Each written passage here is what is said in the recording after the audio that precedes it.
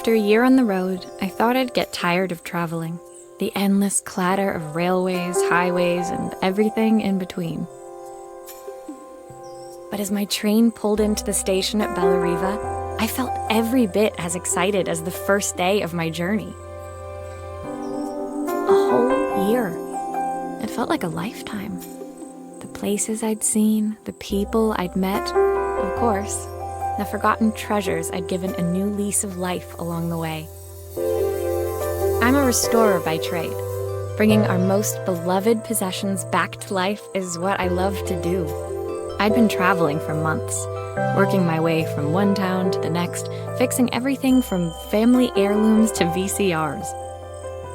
Bellariva was my chance to take a break. Unfortunately, that would have to wait until after I'd unpacked.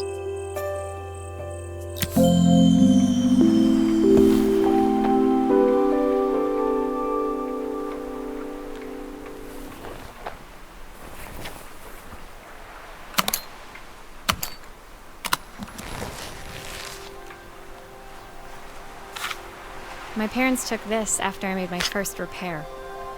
Seems like a lifetime ago. My favorite overalls. These will never go out of style.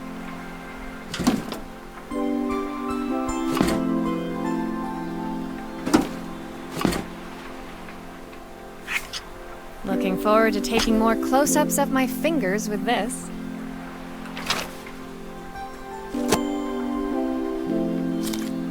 Who doesn't love a scrunchie? Practical and stylish. My passport. Not many blank pages left now. I saw a guitarist wearing these at a show once. Rock and roll repairwoman, at your service. I picked up these sunglasses on my last stop. Hopefully I'm cool enough to pull them off.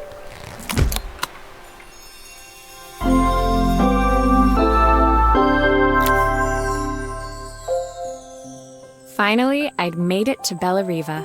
I'd come for the food festival, taking place in a few days' time. After living off TV dinners and instant ramen for the last few months, I was craving a decent meal. Of course, I'd need to earn enough money to pay for it, so I figured I'd head out the next day and find some work. My parents never wanted me to go. They wanted me to stay in their shop and have a simple, stationary life. I knew there was a world out there, beyond the four walls of our antique store, that I had to be a part of. I daydreamed constantly about the weird and wonderful places each of our antiques came from. I loved figuring out their stories, revealing the memories hidden beneath the screws and wires. My story in Bellariva began with a little girl, and a voice she was longing to hear.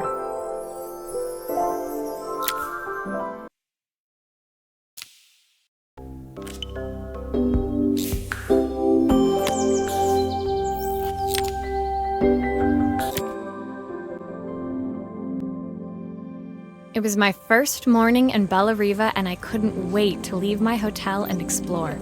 It was a quiet town, its streets and alleyways basking peacefully in the hot morning sun. In the main square, meanwhile, preparations were underway for the festival in a few days' time. As I handed out my flyers, I wondered what the people of Bellariva would need me to fix. So far, everything here seemed perfect.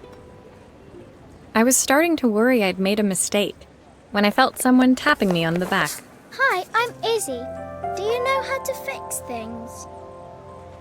It was a little girl, maybe 7 years old, who must have gotten hold of one of my flyers. She rummaged around in her backpack until she hauled out a battered red cassette deck. My tape is broken and I can't make it work anymore. I tried to fix it myself, but there's this metal thing in the way. Can you try?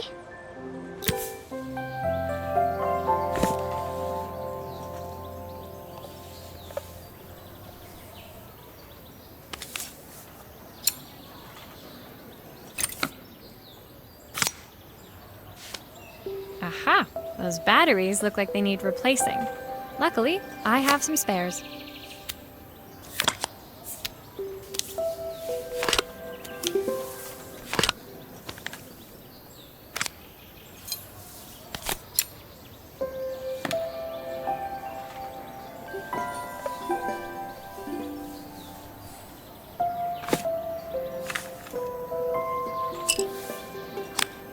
Why did you do that?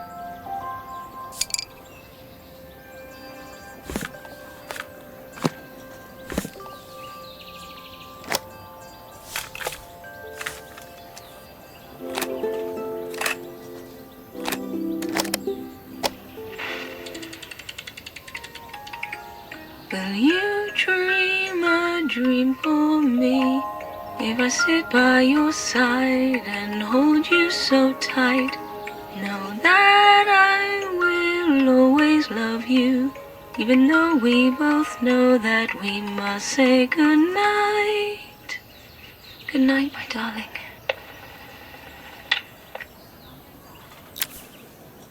When it finished, Izzy picked up the tape deck and tucked it carefully into her backpack. Thanks, Maria. You're the best person at fixing things ever. No problem. Who was that singing? They're very good. It's my mum. She's not here anymore. Izzy trailed off. It was the kind of silence a cassette tape would never be enough to fill. When Izzy's friends called for her, she dug deep into her pockets, looking for something to pay me with. Eventually, she produced a grand total of a stick of gum, 3 mismatched buttons, and a yo-yo. I usually preferred a check, but Izzy looked so serious, I wrote out a full receipt. She seemed like a happy kid, but beneath it all, part of her life had been shattered. A part I wouldn't be able to fix.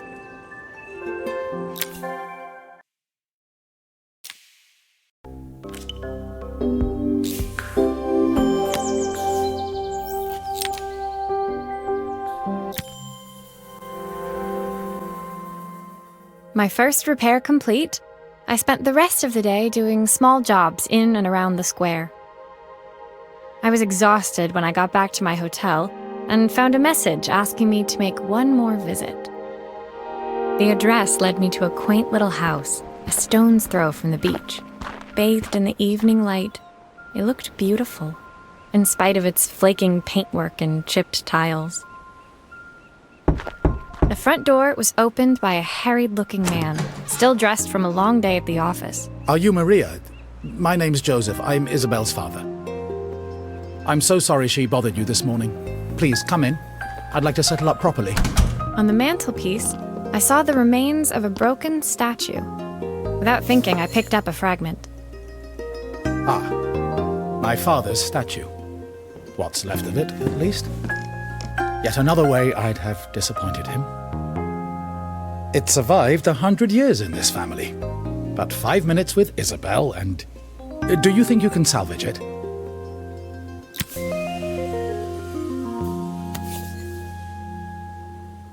Will you be able to see the glue afterwards?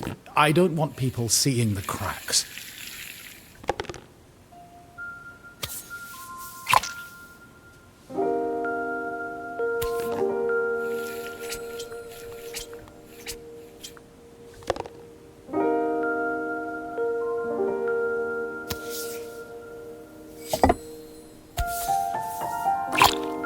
Sometimes I think my daughter should come with a warning label.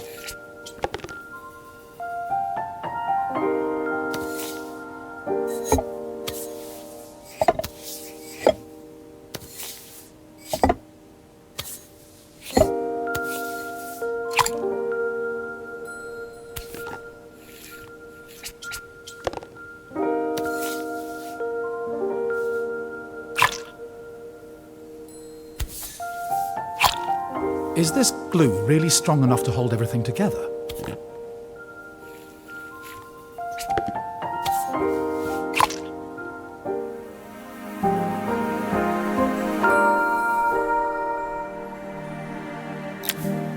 Thank you, Maria. It looks as perfect as it ever did. My father wanted me to make something of myself. He didn't have time for anything less. As Joseph put the statue back on the shelf, it nudged against the family portrait stood proudly next to it. So he was Bellariva's mayor. And that was Izzy's mom. They must both miss her so much. Sorry, I'm a little tired. I've been working late getting things sorted for the festival. There's only a few days to go. Looks like I'll be working late. Again? When I told my parents I wanted to leave, they always found an excuse to be busy, to avoid talking about it. I guess keeping themselves occupied was their way of pretending it wasn't happening. Joseph's work must have been taking up so much of his time. But maybe that was what he wanted. I just hoped he was finding enough time for Izzy, too.